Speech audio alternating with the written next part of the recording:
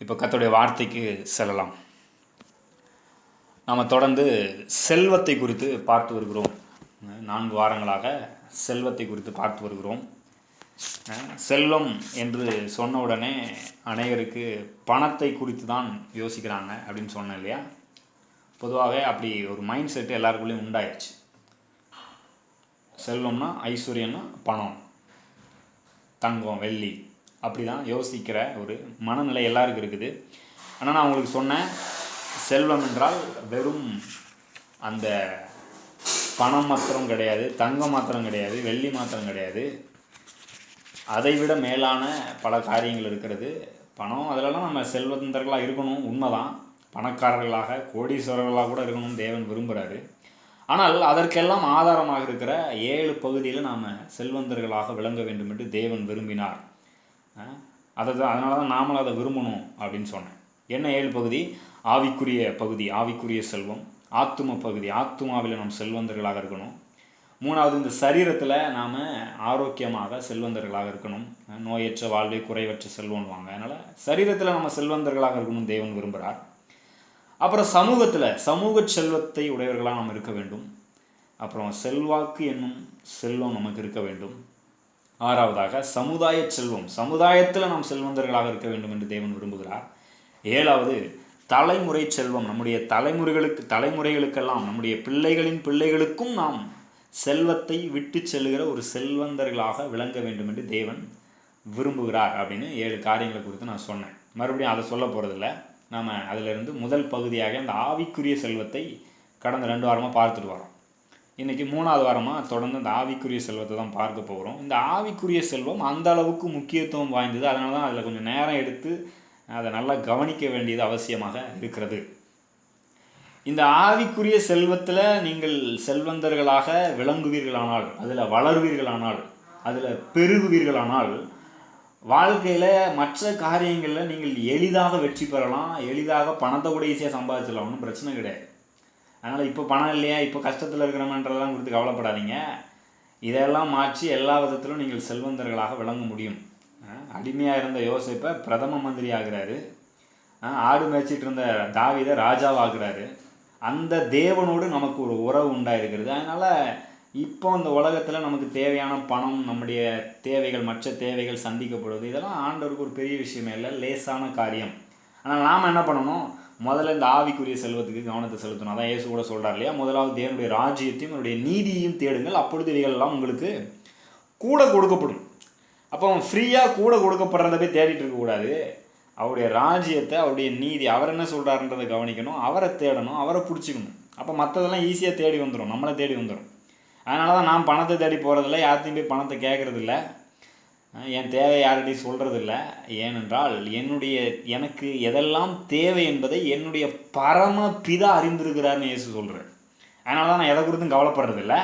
நீங்களும் அப்படி தான் கவலைப்படாமல் வாழ வேண்டும் என்று தேவன் விரும்புகிறார். சரி, இந்த ஆவிக்குரிய செல்வத்தை குறித்து பார்க்க ஆரம்பித்தோம். இந்த ஆவிக்குரிய செல்வம்னு நான் எதை சொல்கிறேன்? நித்திய ஜீவன், நாம் பெற்ற இந்த ரட்சிப்பு.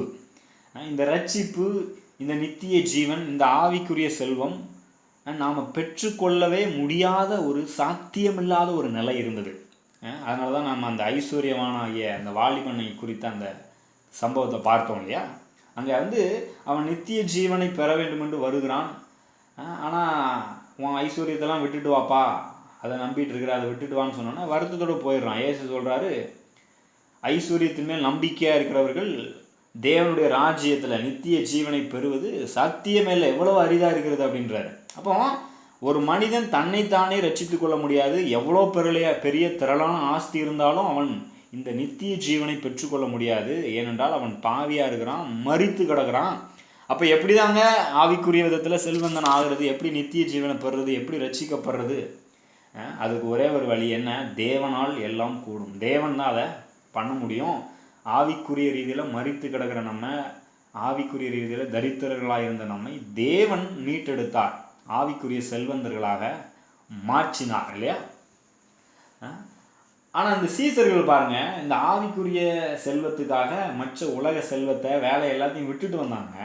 அப்போ பேதுரு கேட்குறான், அப்போ எங்களுக்கு என்ன கிடைக்கும் அப்படின்றான். இயேசு சொல்கிறாரு, நீ விட்டுட்டு வந்த அவன் சகோதரரையோ, மனைவியோ, தாயையோ, சகோதர சகோதரிகளையோ உன்னுடைய ஆஸ்தியையோ இதெல்லாம் விட்டுட்டு வந்தால் எப்படி கிடைக்குமா? இதெல்லாம் நூறத்தனையாக இந்த வாழ்க்கையிலே கிடைக்குன்றார். அதனால் இந்த வாழ்க்கையில் எதுவுமே கிடையாது அப்படின்னு நினச்சிடாதீங்க.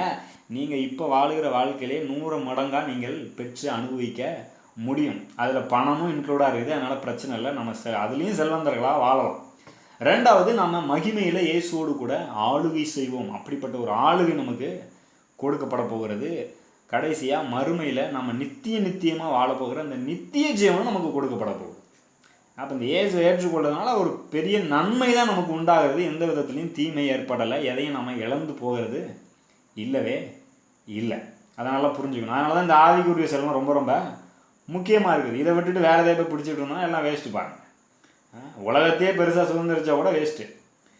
இந்த இயேசுவை விட்டுட்டு நமக்கு உலகத்தை சுதந்திரிப்பான் என்கிற வாக்குத்தத்தம் ஆபிரகாமுக்கு கொடுக்கப்பட்டிருக்கு. நாம் சுதந்திரிக்கலாம் கண்டிப்பாக.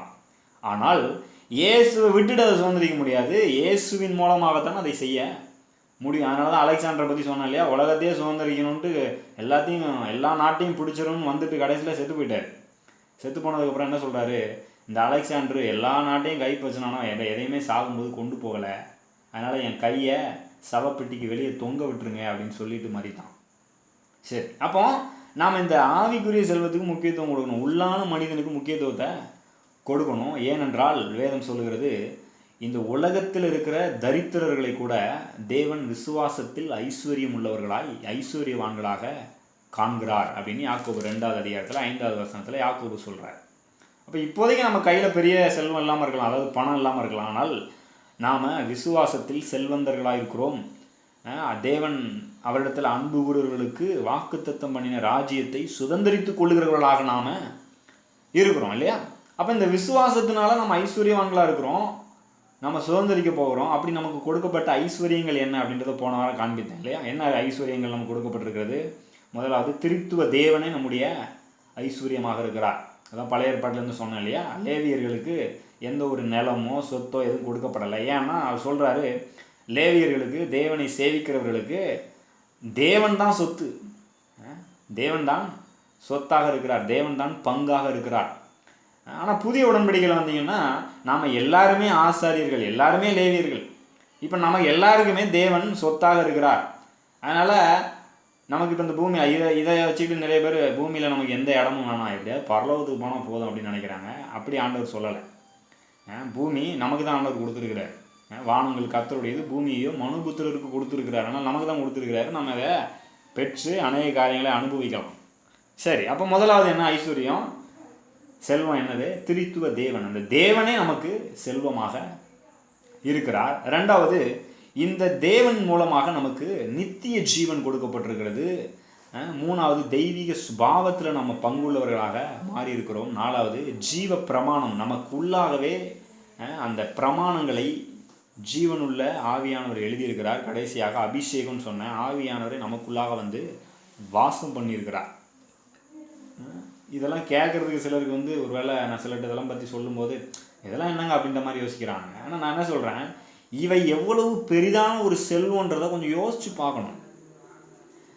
நிறைய பேருக்கு அதனால் எனக்கு என்ன, இன்றைக்கி எனக்கு பணம் தேவைப்படுது, வேலை தேவைப்படுது, எனக்கு அந்த பிரச்சனை இருக்குது, இந்த பிரச்சனை இருக்குது, கடன் பிரச்சனை இருக்குன்றாங்க. நான் என்ன சொல்கிறேன், அப்பா வானத்தையும் பூமியும் உண்டாக்கின தேவனே உனக்கு கொடுக்கப்பட்டிருக்கிறாரு, இன்றைக்கி இருக்கிற கடன் பிரச்சனை அவர் மாற்ற மாட்டார்னு நினைக்கிறியா அப்படின்னு சொன்னேன். சிலருக்கு அது விளங்க மாட்டேங்குது. அதனால தான் இன்னும் கஷ்டத்திலே கவலைப்பட்டுட்டு புலம்பிக்கிட்டு இருக்கிறாங்க. ஆனால் நாம் அப்படி இருக்கக்கூடாது. இந்த ஆவிக்குரிய செல்வம் எப்பேற்பட்டது என்பதை கொஞ்சம் ஆழமாக யோசித்து பார்க்கணும். அது ரொம்ப முக்கியம். அதை யோசித்து பார்த்தா தான் நம்முடைய வாழ்க்கையில் அதை அனுபவிக்க முடியும். இன்றைக்கி நாம் இன்னும் கொஞ்சம் அதை ஆழமாக அதுக்குள்ளே போக போகிறோம். அந்த இருதயத்தில் எழுதப்பட்டிருக்கிற ஜீவ பிரமாணம், நாம் பரிசுத்தரால் அபிஷேகம் பண்ணப்பட்டிருக்கிறோம்.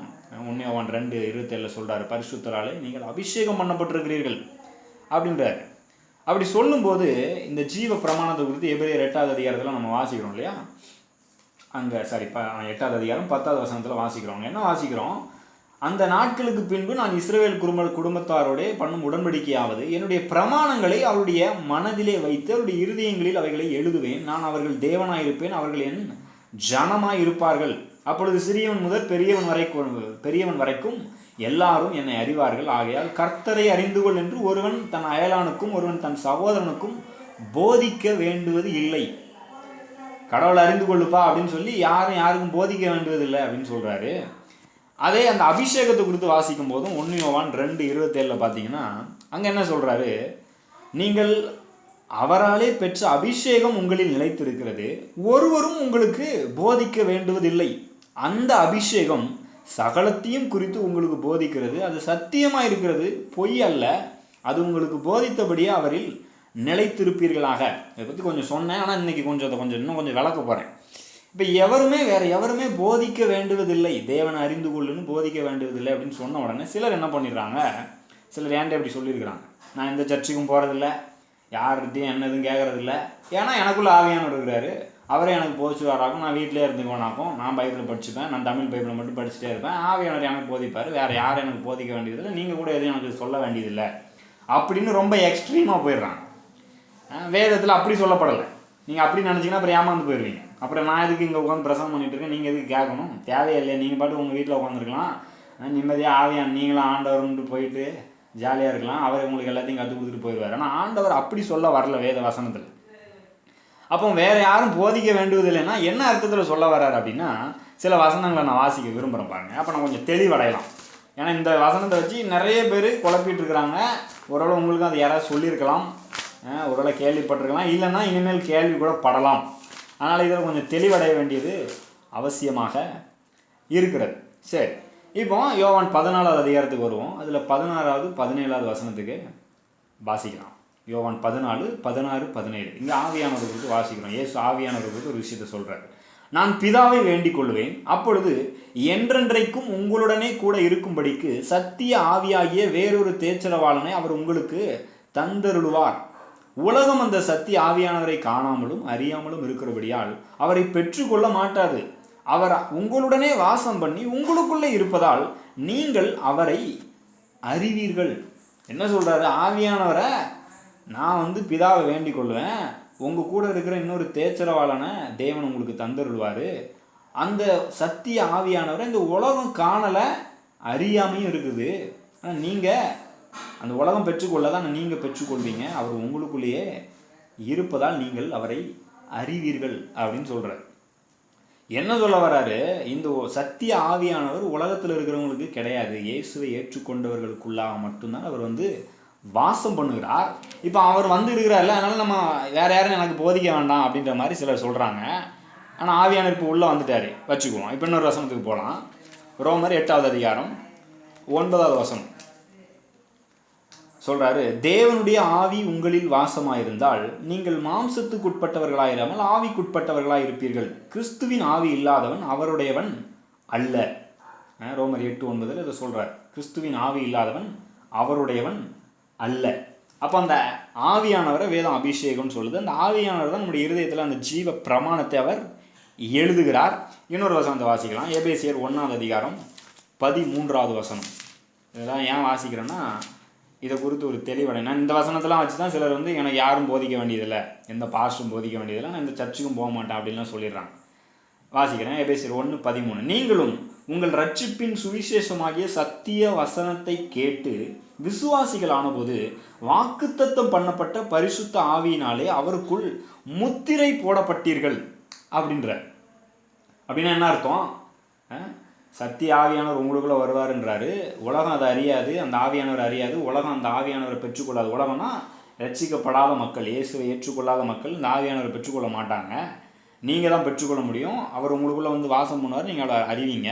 இந்த ஆவியானவர் இல்லாதவன் கிறிஸ்துவினுடையவன் அல்ல அப்படின்னு ரோமரில் சொல்கிறாரு. இங்கே சொல்கிறார், நீங்கள் ரட்சிக்கப்பட்ட போது அந்த ஆவியானவராலே நீங்கள் அவருக்குள் முத்திரை போடப்பட்டீர்கள், நீங்கள் தேவனுடையவர்கள் என்று முத்திரையை போட்டு வச்சுட்டார்.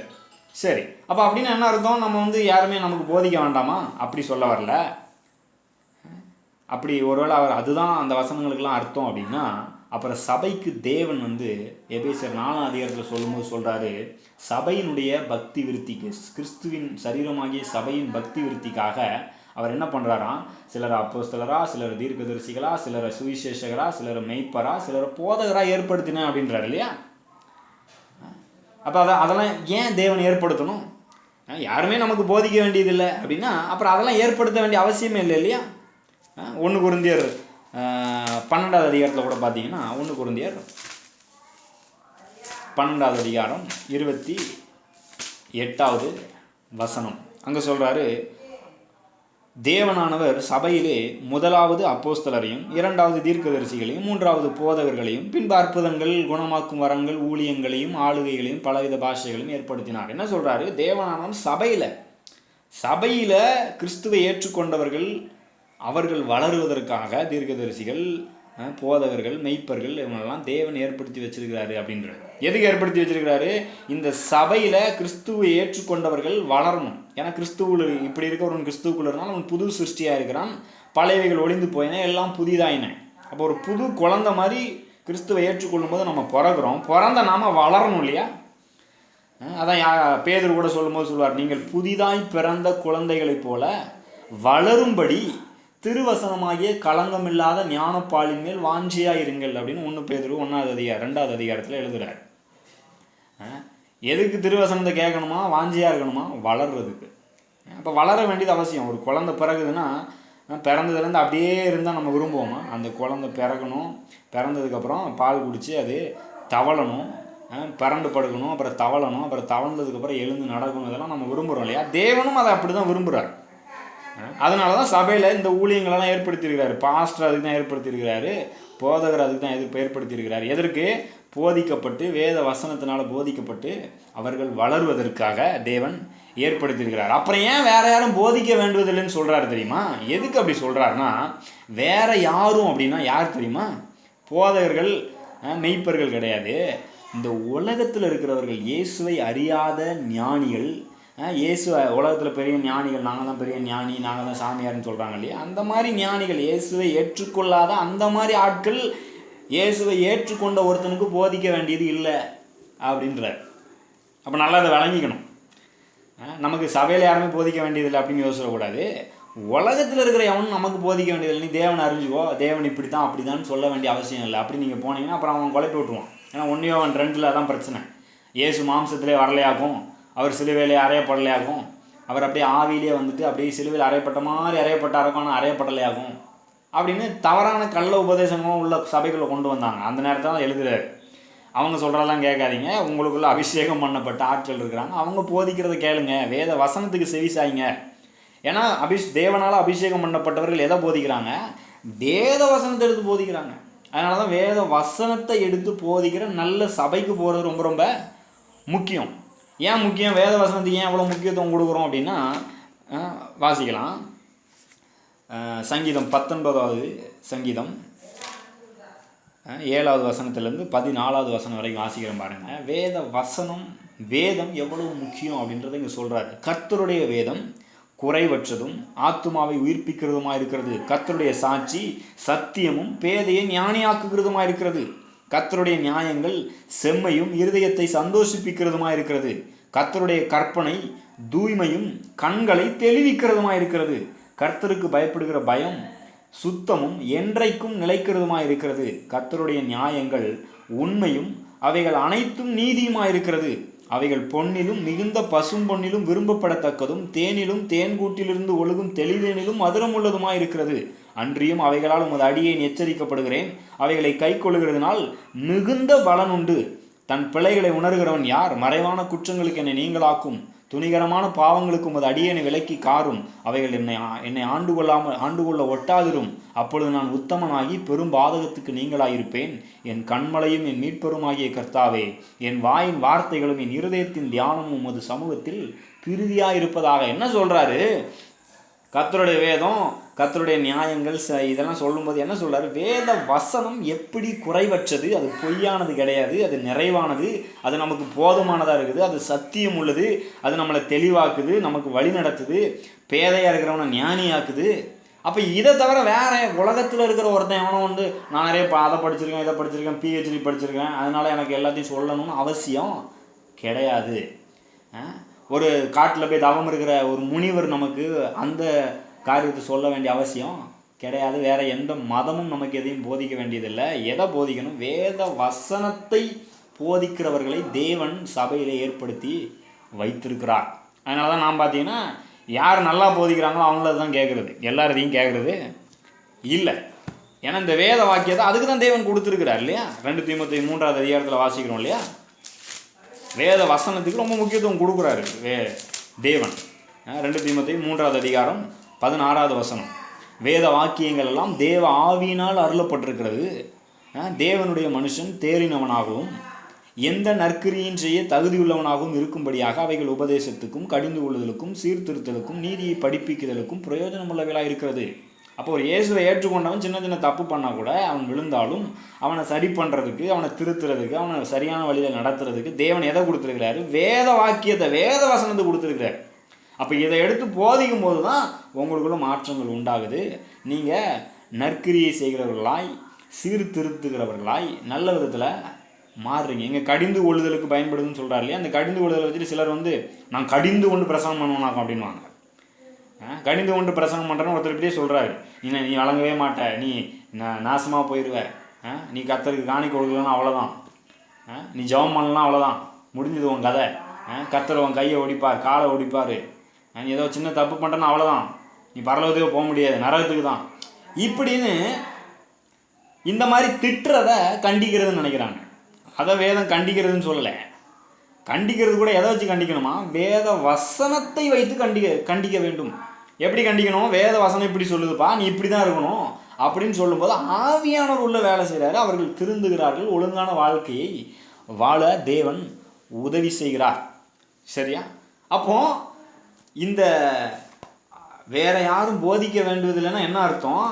உலகத்தில் இருக்கிற தேவனை, இயேசு கிறிஸ்துவை ஏற்றுக்கொள்ளாத உலகத்தில் இருக்கிற அவன் எவ்வளோ பெரிய படித்தாளாக இருந்தால் கூட அவன் யாரும் நமக்கு போதிக்க வேண்டிய அவசியம் இல்லை. சபையில் தேவன் ஏற்படுத்தி வைத்திருக்கிற போதகர்கள், மெய்ப்பர்கள் தான் நமக்கு போதிக்க வேண்டும். அந்த அர்த்தத்தில் தான் தேவன் சொல்லுகிறான். சரி, இன்னொரு வசனத்தோட வாசிக்க விரும்புகிறேன். இதில் நம்ம தெளிவாக ஆயிரும். ஏன்னா இதை வச்சு நிறைய குழப்பங்கள், எனக்கு யாரும் போதிக்க வேண்டியதில் இப்படியே போயிட்டுருக்கிறாங்க. நம்ம அப்படி போக வேண்டிய அவசியம் இல்லை. இன்னொரு சில வசனத்தை கூட நீங்கள் எழுதி வைத்துக் கொள்ளலாம். 1 கொரிந்தியர் 1வது அதிகாரம் 18வது வசனத்திலிருந்து 1 கொரிந்தியர் 2வது அதிகாரம் 9வது வசனம் வரைக்கும் நீங்கள் வாசிச்சிங்க அப்படின்னா அங்கே என்ன சொல்லப்படுது அப்படின்னா, குறிப்பாக என்ன சொல்லப்படுது அப்படின்னா, நான் ஒரு சில வசனங்களை ஸ்டார்டிங்கில் மட்டும் வாசிக்க விரும்புகிறேன். 18வது வசனத்திலேருந்து வாசிக்கிறேன். 1 கொரிந்தியர் 1:18. சிலுவையை பற்றிய உபதேசம் கெட்டு போகிறவர்களுக்கு பைத்தியமாக இருக்கிறது, ரட்சிக்கப்படுகிற நமக்கோ அது தேவ பலனாக இருக்கிறது. அந்தபடி ஞானிகளுடைய ஞானத்தை நான் அழித்து, எந்த ஞானிகள்? உலகத்தில் இருக்கிற ஞானிகள், தேவனை நம்பாதவர்கள். அந்த ஞானிகளுடைய ஞானத்தை நான் அழித்து புத்திசாலிகளுடைய புத்தியை அவமாக்குவேன் என்று எழுதியிருக்கிறது. ஞானி எங்கே? வேதபாரகன் எங்கே? இப்பிரபஞ்சத்தின் தர்க்க சாஸ்திரி எங்கே? இவ்வுலகத்தின் ஞானத்தை தேவன் பைத்தியமாக்கவில்லையா? உலகத்தில் பெரிய ஞானம், எனக்கு எல்லாம் தெரியும் ஞானி அப்படின்னு சொல்கிறான். அந்த ஞானத்தை தேவன் பைத்தியமாக்கவில்லையான்றார். எப்படி எனில், தேவ ஞானத்துக்கு ஏற்றபடி உலக ஞானமானது சுய ஞானத்தினாலே தேவனை அறியாதிருக்கையில், இந்த உலகத்தில் இருக்கிற மக்கள் தங்களுடைய சுய ஞானத்தினால, தங்களுடைய முயற்சியினால், நான் அதை பண்ணுறேன், இதை பண்ணுறேன், உபவாசம் இருக்கிறேன், காட்டில் போய் விரதம் இருக்கிறேன், தவம் இருக்கிறேன், இப்படிலாம் இருந்து நான் கடவுளை கண்டடைஞ்சிருவானாகும் அப்படின்னு சொல்லி அந்த ஞானத்தினால தேவனை அறியாமல் இருக்கையில் பைத்தியமாய் தோன்றுகிற பிரசங்கத்தினாலே, என்ன பிரசங்கம்? சிலுவையை பற்றிய, இயேசு சிலுவையில் தொங்கினார், பாவத்தை சுமந்து தீர்த்தார், அவர் மரித்து அடக்கம் பண்ணப்பட்டார், இவர் எழுந்தார் அப்படின்ற அந்த பிரசங்கத்தினாலே அந்த இயேசுவை விசுவாசிக்கிற விசுவாசிகளை ரட்சிக்க தேவனுக்கு பிரியமாயிற்று. அப்போ எது ஞானம்? தேவனை பொறுத்தரவில்லை சிலுவையில் தொங்கின இயேசுவை பிரசங்கிக்கிறது தான் தேவ ஞானம். உலகத்தில் பெரிய ஞானம்லாம் பெரிய ஞானம் கிடையாது. நீங்கள் தொடர்ந்து ஃபுல்லாக வாசிச்சு பாருங்கள். இந்த உலகத்தை ஞானிகளெல்லாம் அவர் எப்படி வெட்கப்படுத்துகிறாரு. இந்த உலக ஞானிகளுக்கு தேவனுடைய இந்த ரட்சிப்பின் திட்டம் விளங்கவே இல்லை, அவங்களுக்கு அது புரியவே இல்லை அப்படின்னு 2ஆம் அதிகாரத்தில் 1 கொரிந்தியர் 2ஆம் அதிகாரத்திலலாம் சொல்கிறார். அதை பற்றி நீங்கள் வாசிச்சு பாருங்கள். இன்னொரு வசனத்தை வாசிக்கிறது மாதிரி 2வது அதிகாரம், கொலோசையர் 2வது அதிகாரம் 8வது வசனம். லௌகீக ஞானத்தினாலும் மாயமான தந்திரத்தினாலும் ஒருவனும் உங்களை கொள்ளை கொண்டு போகாதபடிக்கு எச்சரிக்கையாயிருங்கள். லௌகீக ஞானம்னா உலக ஞானம், உலக மனிதர்களுடைய ஞானம், கடவுளை நம்பாதவருடைய ஞானம். அந்த ஞானத்தினால உங்களை யாராவது ஏமாற்றி வஞ்சித்து இயேசு விட்டு பிரித்து கொண்டு போயிடாதபடிக்கு எச்சரிக்கையாக இருங்க அப்படின்றாரு.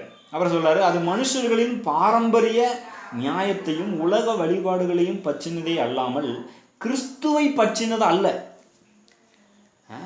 கிறிஸ்துவை பற்றி பிரசங்கிக்காமல் இயேசு கிறிஸ்துவை பற்றி சொல்லாமல் வேறு ஏதாவது நான் இந்த மெத்தடை சொல்கிறேன், இந்த ட்ரிக்கை சொல்கிறேன் அப்படின்னு சொன்னால் அது ஒரு பைசாவுக்கு பிரயோஜனம் கிடையாதுன்னு நான் சொல்லுவேன். அது நமக்கு ஒரு நாளும் பிரயோஜனம் இல்லை. அது பாரம்பரியமான விஷயம், உலக வழிபாடுகளுக்குரிய விஷயம். அதனால் நமக்கு எந்த ஒரு பிரயோஜனமே கிடையாது. சரி, அப்போ அதனால தான் வேதம் என்ன சொல்லுகிறது, நமக்குள் இருக்கிற ஆவியானவர் இருக்கிறாரு, ஆவியானவரால் அபிஷேகம் பண்ணப்பட்ட போதர்களை தேவன் ஏற்படுத்தியிருக்கிறாரு. அப்படி நல்ல சத்தியத்தை நாம் கேட்கும்போது, நல்ல பிரசங்கியாளர்கள் பிரசங்கிக்கிறதை கேட்கும்போது நாம் தேவனை அதன் மூலமாக அறிந்து கொள்கிறோம். உலகத்தில் இருக்கிற ஞானிகள் நமக்கு தேவையில்லை. அதை தான் சொல்ல வர. சரி, இப்போ நம்ம அதை தெளிவடைஞ்சிருப்போம்னு நினைக்கிறேன். சரி, இப்போ இந்த செல்வங்களை, இந்த 5 செல்வங்கள் சொன்னோம் இல்லையா, இதை நம்முடைய வாழ்க்கையில் எப்படி அனுபவிக்கிறது, அது ரொம்ப முக்கியம் இல்லையா? அனுபவிக்கணும் இல்லையா வாழ்க்கையில்? எல்லாத்தையும் அனுபவிக்காமல் இருந்தால் அப்புறம் என்ன பண்ணுறது? வேஸ்ட் இல்லையா? நம்மகிட்ட 1000 கோடி இருந்தால் கூட நம்ம டெய்லி அதை எடுத்து அனுபவிக்கலைன்னா, அதை எடுத்து செலவு பண்ணலன்னா நம்ம சாப்பிடாம தான் பட்டினியாக தான் கிடக்கணும். சிலரை கொடுத்துலாம் நான் படிச்சிருக்கிறேன். சில பிச்சைக்காரர்கள் கொடுத்து நீங்கள் கூட பேப்பரில் படிச்சிருப்பீங்க. லட்சக்கணக்கில் பிச்சை எடுத்து சேர்த்து வச்சுட்டு ஒருத்தர் கொடுத்து கேரளாவில் வாசிச்சிருக்கிறேன், பட்டினியில் செத்து போயிட்டாங்க. அவ்வளோ பணத்தையும் மூட்டை கட்டி வச்சுட்டு சாப்பிடாம பட்டினியில் செத்து போயிருக்கிற. எந்த அளவுக்கு ஒரு புத்தீனமான செயல் பாருங்க. ஏதாவது வாங்கி சாப்பிட்டு உயிரோடு வந்துருக்கலாம் இல்லையா? நிறைய பேர் இன்றைக்கி கிறிஸ்தவர்கள் இவ்வளவு பெரிதான அற்புதமான செல்வங்களை தேவன் கொடுத்திருந்தும் தங்கள் வாழ்க்கையில் பட்டினியாக கிடக்குறாங்க, கஷ்டப்படுறாங்க. கவலையிலையும் பயத்துலையும் வேதனையிலையும் குற்ற உணர்வுலையும் நடுக்கத்துலேயும் எதிர்காலத்தை குறித்து குழப்பத்துலையும் கர்த்தருடைய சித்தம் தெரியலன்ற குழப்பத்திலையும் இப்படியே குழம்பியே வாழ்ந்து கொண்டிருக்கிறார்கள். அப்படி வாழ்வதற்கு தேவன் நம்மை வைக்கவில்லை. நாம் தெள்ள தெளிவாக நல்ல ஒரு இந்த செல்வங்களை எல்லாம் அனுபவித்து மகிழும்படியாக தேவன் கொடுத்து இருக்கிறார். நாம் அப்படி தான் வாழணும்னு தேவன் விரும்புகிறார். அதனால் அதை அனுபவிக்கணும். எப்படி அனுபவிக்கிறது? அதை அனுபவிப்பதற்கு என்ன பண்ணணும் அப்படின்னா, இந்த செல்வங்களோடு நாம் ஐக்கியம் கொள்ள வேண்டும். இல்லைன்னா சிம்பிளாக சொல்கிறேன், இந்த தேவனோடு நாம் ஐக்கியம் கொள்ள வேண்டும். அப்படி ஐக்கியம் கொள்வதன் மூலமாக நாம் தேவனையே உணர்கிறவர்களாக மாறுகிறோம். அப்போ 2 விஷயம். ஒன்று என்ன, தேவனோடு, இந்த ஜீவனுள்ள தேவனோடு அல்லது இந்த நித்திய ஜீவனோடு நமக்கு ஒரு ஐக்கியம் உண்டாயிருக்க வேண்டும். 2வது, அதை நம்முடைய வாழ்க்கையில் நம்ம உணரணும். அதை உணர வேண்டும். இப்போ நாம் சந்தோஷத்தை துக்கத்தெல்லாம் உணர்றோம் இல்லையா, அதை போல் நாம் இதை உணர வேண்டும். அந்த உணர்வு நமக்கு ரொம்ப ரொம்ப முக்கியம். அதை பற்றி நான் விளக்கும் போது உங்களுக்கு நல்லா விளங்கிடும். ஒரு வேத பகுதிக்கு போகலாம். 1 யோவான் 1வது அதிகாரம் முதல் 7 வசனங்கள். 1 யோவான் 1வது அதிகாரம் முதல் 7 வசனங்கள் வாசிக்கிறேன் சீக்கிரமாக. ஆதி முதல் இருந்ததும் நாங்கள் கேட்டதும் எங்கள் கண்களினாலே கண்டதும் நாங்கள் நோக்கி பார்த்ததும் எங்கள் கைகளினாலே தொட்டதுமாயிருக்கிற ஜீவ வார்த்தையை குறித்து உங்களுக்கு அறிவிக்கிறோம். அந்த ஜீவன் வெளிப்பட்டது, பிதாவினிடத்தில் இருந்ததும் எங்களுக்கு வெளிப்பட்டதுமான நித்தியமாயிருக்கிற அந்த ஜீவனை நாங்கள் கண்டு அதை குறித்து சாட்சி கொடுத்து அதை உங்களுக்கு அறிவிக்கிறோம். நீங்களும் எங்களோட ஐக்கியம் உள்ளவர்கள் ஆகும்படி நாங்கள் கண்டும் கேட்டும் இருக்கிறதை உங்களுக்கும் அறிவிக்கிறோம். எங்களுடைய ஐக்கியம் பிதாவோடும் அவருடைய குமாரனாகிய இயேசு கிறிஸ்துவோடும் இருக்கிறது. உங்கள் சந்தோஷம் நிறைவாயிருக்கும்படி இவைகளை உங்களுக்கு எழுதுகிறோம். தேவன் ஒளியாயிருக்கிறார், அவரில் எவ்வளவேனும் இருள் இல்லை. இது நாங்கள் அவரிடத்தில் கேட்டு உங்களுக்கு அறிவிக்கிற விசேஷமாயிருக்கிறது. நாம் அவரோட ஐக்கியப்பட்டவர்கள் என்று சொல்லியும் இருளிலே நடக்கிறவர்களாய் இருந்தால் சத்தியத்தின்படி நடவாமல் பொய் சொல்லுகிறவர்களாய் இருப்போம். அவர் ஒளியில் இருக்கிறது போல நாமும் ஒளியிலே நடந்தால் ஒருவரோடொருவர் ஐக்கியப்பட்டிருப்போம். அவருடைய குமாரனாகிய இயேசு கிறிஸ்துவின் இரத்தம் சகல பாவங்களையும் நீக்கி நம்மை சுத்திகரிக்கும். இந்த வேத பகுதி நீங்கள் வாசிக்கும் போது நீங்கள் திரும்ப திரும்ப சில வார்த்தைகளை பார்த்துருப்பீங்க. என்ன? ஐக்கியம், தேவனோட ஐக்கியம், மற்றொரு விசுவாசிகளோட ஐக்கியம், ஒளியிலே ஐக்கியம். இந்த ஐக்கியத்தை குறித்து பிதாவோடும் அவருடைய குமாரனாகிய இயேசு கிறிஸ்துவோடும் உள்ள ஐக்கியம், இதை அதிகமாக பார்ப்பீங்க. அதனால தான் இந்த ஐக்கியன்ற விஷயத்தை இதில் நான் வலியுறுத்தி சொல்ல விரும்புகிறேன். இன்னொரு வேத பகுதியை வாசிக்கலாம். ரோமர் 8வது அதிகாரம் 6வது வசனம். ரோமர் 8வது அதிகாரம் 6வது வசனம். இங்கே என்ன வாசிக்கிறோம்? மாம்ச சிந்தை மரணம், ஆவியின் சிந்தையோ ஜீவனும் சமாதானமுமாம். இதில் உணர்வு எதுவும் வரலைங்க அப்படின்னு நீங்கள் யோசிக்கலாம். மாம்ச சிந்தை மரணம், ஆவியின் சிந்தையோ ஜீவனும் சமாதானமுமாம். சிம்பிளாக புரிஞ்சுக்கிறதுக்காக சொல்கிறேன். நம்முடைய மனதை நாம் ஆவிக்குரிய காரியங்கள் மீது வைக்கும்போது நமக்குள்ளே என்ன உண்டாகிறது? ஜீவனும் சமாதானமும் உண்டாகிறது. இந்த சமாதானத்தை நம்ம நிறைய நேரத்தில் உணர்ந்திருப்போம், அனுபவிச்சிருப்போம் இல்லையா? அப்பா நிம்மதியாக இருக்குது, எனக்கு இந்த காரியத்தை குறித்து உள்ள ஒரு சமாதானம் இருக்குது அப்படின்னு சொல்லுவோம் இல்லையா? அந்த உணர்வு, அதை குறித்து தான் பார்க்க போகிறோம். இதை கொஞ்சம் விவரமாக பார்க்கும்போது இன்னும் நன்றாக புரியும். அப்போது இந்த செல்வத்தை, இந்த ஆவிக்குரிய செல்வங்களை, தேவன் கொடுத்துருக்கிற இந்த செல்வங்களை நாம் எப்படி அனுபவிப்பது? அந்த செல்வங்களோடு ஐக்கியம் கொள்ள வேண்டும். அதன் மூலமாக நமக்கு அதை குறித்த உணர்வு உண்டாக வேண்டும். அதெல்லாம் எப்படி செய்வது? எப்படி ஐக்கியம் கொள்வது? எப்படி அந்த உணர்வு உண்டாகுது? எப்படி நம்ம வாழ்க்கையில் இதை அனுபவிக்கிறது? இதை தெளிவாக பார்க்க போகிறோம். எப்படி இதை அனுபவிக்கிறது? 5 ஆவிக்குரிய செல்வங்கள் சொன்னோம் இல்லையா? என்ன? திரித்துவ தேவன் முதலாவது. இந்த திரித்துவ தேவனால் தான் இந்த நித்திய ஜீவன், 2வது சொல்லுகிற அந்த ஆவிக்குரிய செல்வமாகிய நித்திய ஜீவன் நம்முடைய வாழ்க்கையில் சாத்தியமாயிடுச்சு இல்லையா? சாத்தியமே இல்லாத நித்திய ஜீவனை தேவன் நமக்காக கொடுத்தார். எப்படி கொடுத்தாரு? அவருடைய குமாரனை அனுப்பி நமக்கு நித்திய ஜீவனை கொடுத்திருக்கிறார். இந்த நித்திய ஜீவனால் தான் தெய்வீக சுபாவம், 3வது சொன்ன அந்த தெய்வீக சுபாவம் என்னும் செல்வம் நமக்குள்ளாக வந்தது. அந்த தெய்வீக சுபாவத்தில் நாம் பங்குள்ளவர்களாக மாறி இருக்கிறோம் இல்லையா? இந்த தெய்வீக சுபாவத்தின்படி, தெய்வீக சுபாவம்னா அவருடைய குணாதிசயம், அவருடைய சுபாவம், அதன்படி நாம் வாழுவதற்கு தேவன் என்ன பண்ணியிருக்கிறாரு? இந்த 4வது சொன்ன ஜீவ பிரமாணத்தை நம்முடைய உள்ளத்திலே எழுதிவிட்டார். ஜீவ பிரமாணம் சொல்லும்போது பழைய ஏற்பாட்டில் நியாய பிரமாணம் கொடுக்கப்பட்டதில்லை. இந்த பிரமாணங்கள் என்னன்னா தேவனுடைய சுபாவத்தை, குணாதிசயத்தை வெளிப்படுத்துகிறது. இப்போ அந்த தேவனுடைய அந்த தெய்வீக சுபாவத்தின்படி நம்ம வாழ்கிறதுக்கு தேவன் என்ன பண்ணியிருக்கிறாரு? அந்த ஜீவ பிரமாணத்தை நமக்குள்ளாக எழுதிவிட்டார். இப்போ எழுதினா போதுமா? அதன்படி நடக்கணும் இல்லையா? இந்த ஜீவ பிரமாணத்தின்படி வாழுவதற்காக நாம் 1 யோவான் 2:27 சொல்லப்பட்டபடி பரிசுத்தராலே அபிஷேகம் பண்ணப்பட்டிருக்கிறோம். நமக்கு அந்த ஜீவ பிரமாணத்தின்படி வாழ்கிறதுக்கு ஆவியானவர் நமக்குள்ளாக வந்து வாசம் பண்ணியிருக்கிறார்.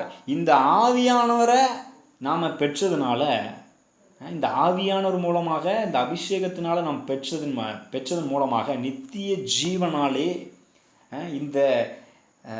இந்த தேவனோடு ஒரு மிகப்பெரிய ஐக்கியம் நமக்கு உண்டாயிருக்கிறது. ஐக்கியம் உணர்வுன்னு சொன்னோம் இல்லையா? அந்த ஐக்கியம் எப்படி உண்டாகுது? இந்த ஆவியானவர் தான் நம்மை இயேசுவோடும் பிதாவாகிய தேவனோடும் ஒன்றிணைக்கிறார். எப்படி ஒன்றிணைக்கிறார்? ஒரு வசனத்தை கூட நான் வாசிக்க விரும்புகிறேன். 1 கொரிந்தியர். இது ஆவியானவர் எப்படி பண்ணுறாருன்றதை நல்லா புரிஞ்சுக்கணும். நிறைய பேருக்கு ரட்சிக்கப்பட்டாலும் என்ன நடந்தது அப்படின்றது நமக்கு தெரியல.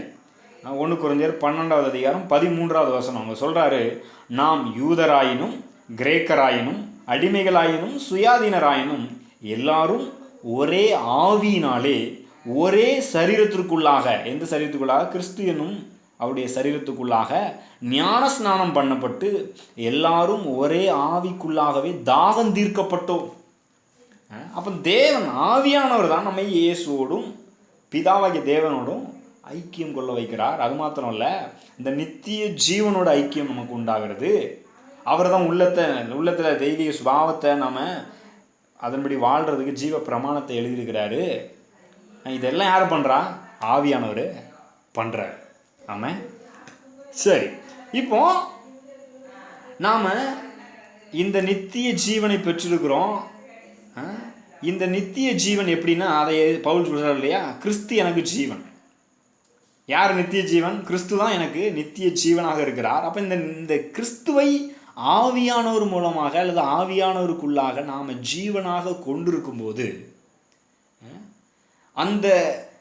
அந்த நித்திய ஜீவனோட நாம் ஒரு ஐக்கியத்தை கொண்டிருக்கிறோம். இந்த ஐக்கியத்திற்காக நம்ம அழைக்கப்பட்டிருக்கோம். 1 கொரிந்தியர் 1வது அதிகாரம் 9வது வசனத்தில் சொல்கிறாரு, கர்த்தராகிய இயேசு கிறிஸ்துவோடு ஐக்கியமாக இருக்கிறதற்கு உங்களை அழைத்த தேவன் உண்மையுள்ளவர். தம்முடைய குமாரனும் நம்முடைய கர்த்தருமாக இருக்கிற இயேசு கிறிஸ்துவுடனே ஐக்கியமாக இருப்பதற்கு உங்களை அழைத்த தேவன் உண்மையுள்ளவர். எதற்கு அழைக்கப்பட்டிருக்கோம்? நம்ம அழைப்பே எதற்கு? இந்த கிறிஸ்துவோடு, இந்த நித்திய ஜீவனோடு ஐக்கியமாக இருப்பதற்கு.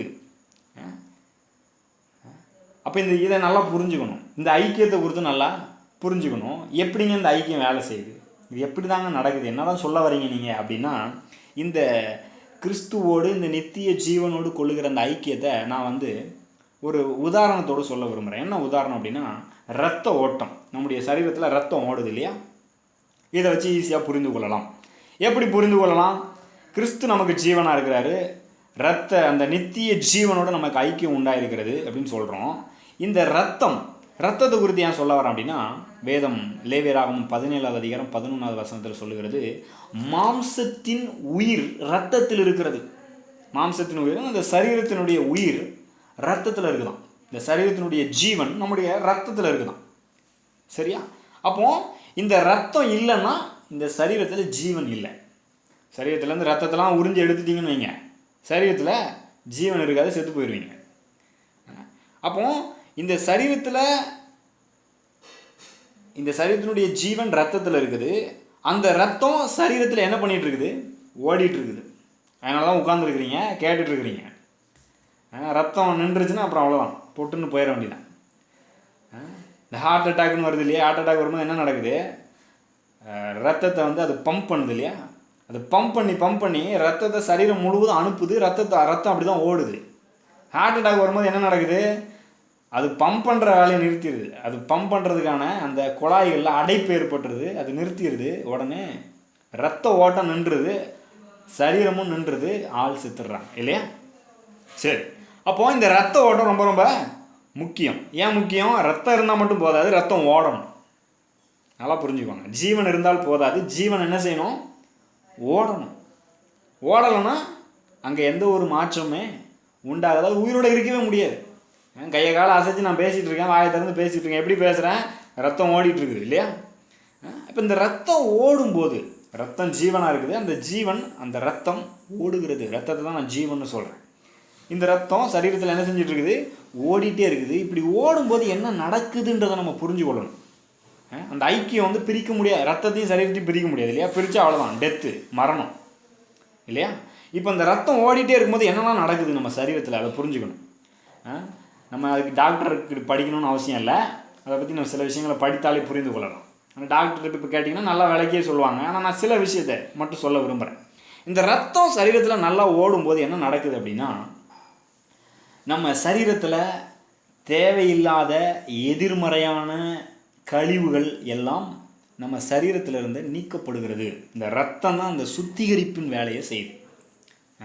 ரத்தம் சரீரம் ஃபுல்லாக ஓடி அங்கங்கே போய் தேவையில்லாத கழிவுகள்லாம் எடுத்து கொண்டு கிட்னியில் கொண்டு போய் அங்கே சுத்திகரிப்பு வேலை நடந்து அங்கேருந்து என்ன பண்ணுது? கழிவுகளை வெளியேற்றிடுது. ஒரு வேலை பண்ணுது. ரெண்டாவது இன்னொரு வேலை என்ன பண்ணுது?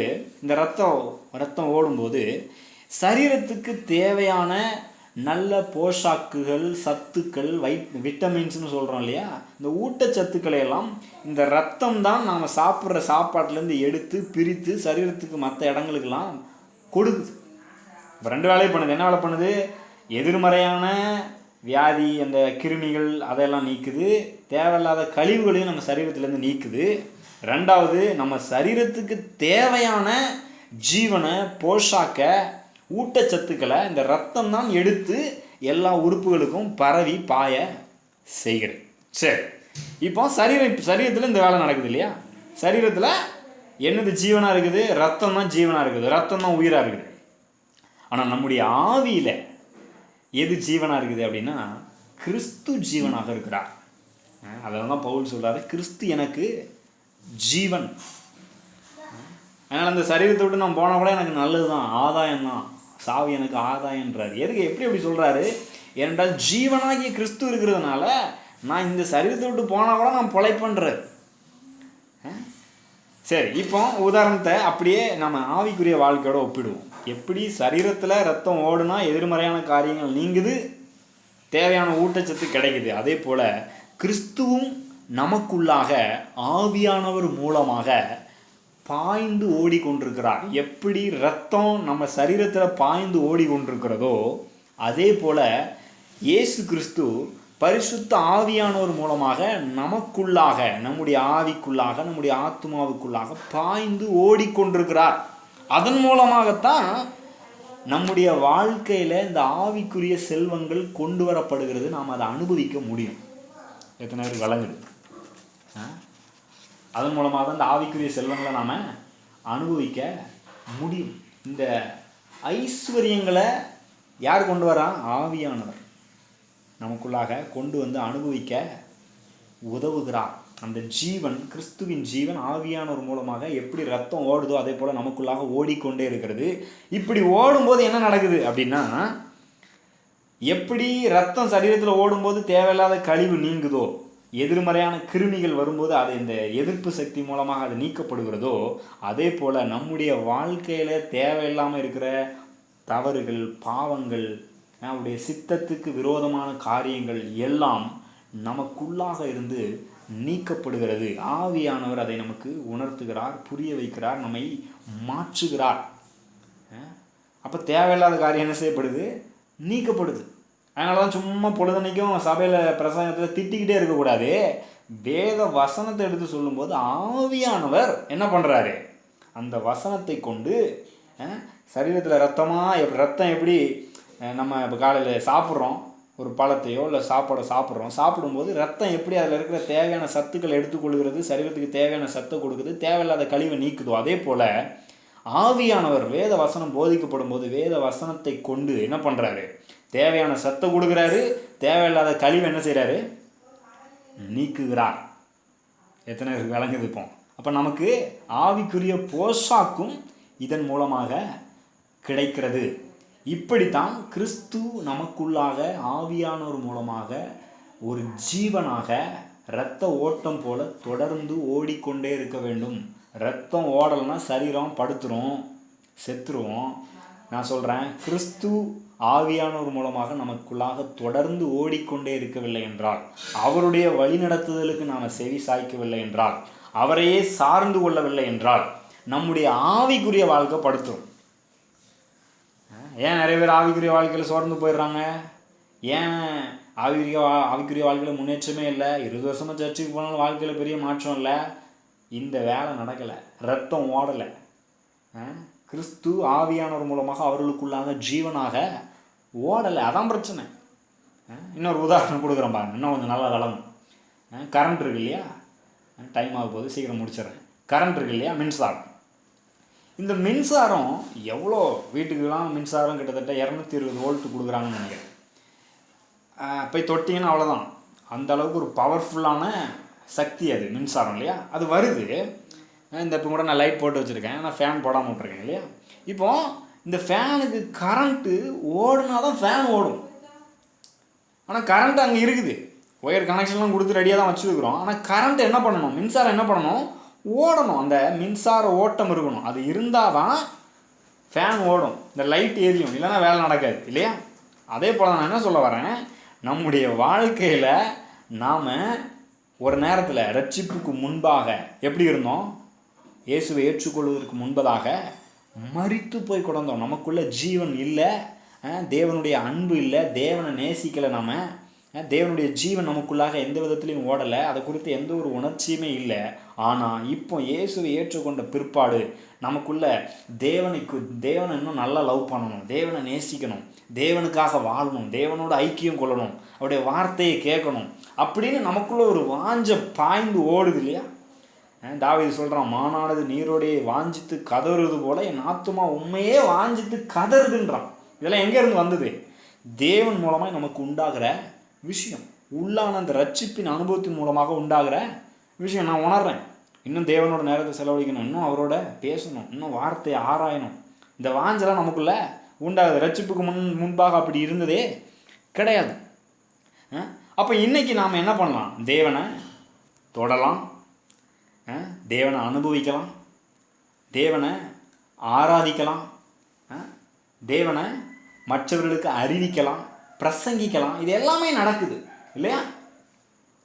ஓகே, எப்படி இதெல்லாம் நடக்குது? ரட்சிப்புக்கு அப்புறம் நமக்குள்ளாக ஆவியானவர் வந்து இரத்த ஓட்டம் போல ஓடிக்கொண்டே இருக்கிறார். அதன் மூலமாகத்தான் நடக்கிறது. கடைசி ஒரு வசனத்தை வாசி முடிக்க விரும்புகிறேன். அந்த ஜீவனின் அந்த உணர்வை குறித்து இன்னும் கொஞ்சம் அடுத்த வாரம் நம்ம கண்டினியூ பண்ணலாம். 1 யோவான் 1வது அதிகாரம், ஏற்கனவே வாசனம் இல்லையா? அந்த வேத பகுதிக்கு மறுபடியும் வருவோம். 1 யோவான் 1வது அதிகாரம் முதல் 3 வசனங்களை மறுபடியும் வாசிக்க விரும்புகிறேன். என்ன போட்டிருக்கிறது? ஆதி முதல் இருந்ததும். நான் சொன்னேன் இல்லையா, தேவனை நம்ம பார்க்கலாம், தொடலாம், அவரை அனுபவிக்கலாம், உணரலாம், மற்றவர்களுக்கு அறிவிக்கலாம், பிரசங்கிக்கலாம் அப்படின்னு சொன்னோம் இல்லையா? எப்படி இங்கே சொல்லப்படுது பாருங்க. ஆதி முதல் இருந்ததும் நாங்கள் கேட்டதும் எங்கள் கண்களினாலே கண்டதும் நாங்கள் நோக்கி பார்த்ததும் எங்கள் கைகளினாலே தொட்டதுமாயிருக்கிற ஜீவ வார்த்தையை குறித்து உங்களுக்கு அறிவிக்கிறோம். என்ன சொல்கிறாரு? நான் தேவனை ஆதி முதல் தேவன் இருந்தார், அவரை பார்த்தோம், அவரை கண்களால் கண்டோம், நோக்கி பார்த்தோம், எங்கள் கைகளினால் தொட்டோம். யாரை? இயேசுவை பற்றி சொல்கிறாரு. அந்த ஜீவ வார்த்தையை குறித்து உங்களுக்கு அறிவிக்கிறோம். அவரை பிரசங்கமும் பண்ணலாம் இல்லையா?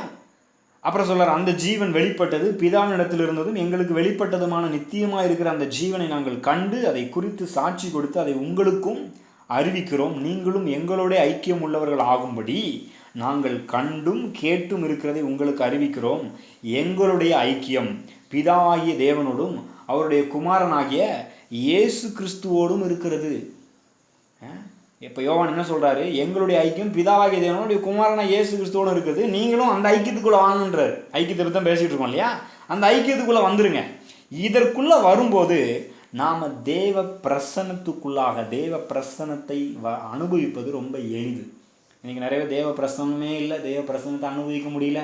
இல்லை சர்ச்சுக்கு போனாதான், பாட்டு நல்லா கத்தி பாடினாதான், போட்டு ஆடுறது உருட்டுறது, இப்படி போயிட்டுருக்காங்க இல்லையா?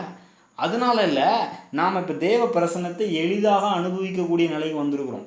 ஏனென்றால் ஆவியானவரே நமக்குள்ளாக வாசம் பண்ணுகிறார். எவ்வளவு எளிமையான விஷயத்தை மாற்றிருக்கிறார் பாருங்கள். தேவ பிரசன்னத்தை அனுபவிக்கும் போதே நான் சொல்கிறேன், நம்முடைய வாழ்க்கையில் சரீரத்தில் வியாதி இருந்தால் சுகமாகுது, மனது சரியாகிறது, வாழ்க்கையில் இருக்கிற எல்லா காரியங்களும் நீங்குகிறது, பிரச்சனை சரியாகுது. மோசே கூட சொல்கிறான், உம்முடைய சமூகம் எனக்கு முன்பாக செல்லாவிட்டால் என்னை அனுப்பாதுரும் அப்படின்றான். அப்போ அவரே எனக்குள்ளே வந்தா, அவருடைய பிரசன்னம் இருந்தா எல்லாமே சரியாக இருக்குது. அதனால தான் சொல்கிறேன், இந்த ஆவிக்குரிய செல்வம் இருந்தால் உங்கள் வாழ்க்கையில் என்ன பிரச்சனை வேணா இருக்கட்டும், தலை போகிற பிரச்சனையாக இருக்கட்டுங்க, நான் சொல்கிறேன், பேதுரு மாதிரி நீங்கள் நல்லா தூங்கிட்டு இருப்பீங்க. உங்களை ஜெயிலில் தூக்கி போட்டாலும் காலையில் தலையை வெட்டிடுன்னு சொன்னாலும் நீங்கள் தூங்கிட்டு இருப்பீங்க நிம்மதியாக. அப்படிப்பட்ட ஒரு நிம்மதியான, சந்தோஷமான, இன்னும் கேட்டால் ஜாலியான வாழ்க்கையை வாழும்படியாக நாம் அழைக்கப்பட்டிருக்கிறோம். அப்படி தான் நாம் வாழ வேண்டும். இப்போ சொல்லுங்கள், ஆவிக்குரிய செல்வம் சிறந்ததா, நல்லதா, இது தேவைதானா, இதில் வளரணுமா, இதில் பெருகணுமா? அதைத்தான் தேவன் விரும்புகிறார். நாம் தொடருவோம், ஜெபிப்போம். ஸ்தோத்திரம் கர்த்தாவே, நன்றியோடு உம்மை துதிக்கிறோம், நன்றி செலுத்துகிறோம், உயர்த்துகிறோம், மகிமைப்படுத்துகிறோம் கர்த்தாவே. ஆண்டவரே, நீர் நல்லவரும் நன்மை செய்கிறவருமாய் இருக்கிறீர். எங்கள் வாழ்க்கையில் ஆண்டவரே, நீர் செய்த நன்மைகள் ஏராளம் ஏராளம், அவை சொல்லி முடியாதவைகள் கர்த்தாவே. நீர் கொடுத்திருக்கிற அற்புதமான ஆவிக்குரிய செல்வங்களுக்காக நன்றி செலுத்துகிறோம் ஆண்டவரே. அதை நாங்கள் அனுபவிக்க ஆவியானவர் எங்களுக்குள்ளாக வாசம் பண்ணி கொண்டிருக்கிறீர். உம்முடைய ஜீவனை ஆண்டவரே, அந்த செல்வத்தை எங்களுக்குள்ளாக பரவி பாயச் செய்கிறீரே, அதற்காக நன்றி செலுத்துகிறோம் கர்த்தாவே. இதை ஒவ்வொரு நாளும் அனுபவித்து மகிழ, அதன் மூலமாக இந்த உலகத்தில் எந்த பிரச்சனைகளையும் எதிர்கொண்டு வெற்றி பெற நீ உதவி செய்கிறாங்க. உம்முடைய கரத்தில் எங்களை அர்ப்பணிக்கிறோம் கர்த்தாவே. கலந்து கொண்ட ஒவ்வொருவரையும் இயேசுவின் நாமத்தினாலே நான் ஆசீர்வதிக்கிறேன். இவர்கள் ஆவிக்குரிய செல்வந்தர்களாக விளங்கட்டும். அநேகருக்கு இந்த ஆவிக்குரிய செல்வத்தை பகிர்ந்து கொடுக்கிறவர்களாக விளங்கட்டும் கர்த்தாவே. இயேசுவின் நாமத்தினாலே இவர்களை ஆசீர்வதிக்கவே ஆசீர்வதியும், பெருகவே பெருக பண்ணும். இவர்கள் வர வர விருத்தி அடைந்து மகா பெரியவர்களாய் மாறட்டும் கர்த்தாவே. இந்த சத்தியத்தை கேட்கிற ஒவ்வொருடைய உள்ளங்களிலும் மாபெரும் மாற்றங்கள் ஆண்டவரே, இவர்கள் செல்வ செழிப்பாக மாறட்டும் என்று நான் ஆசீர்வதிக்கிறேன் கர்த்தாவே. இயேசுவின் நாமத்தில் ஜெபிக்கிறேன் நல்ல பிதாவே, ஆமென். God bless you. கர்த்தர் உங்களை ஆசீர்வதிப்பாராக. அடுத்த வாரம் சந்திப்போம். பாய்.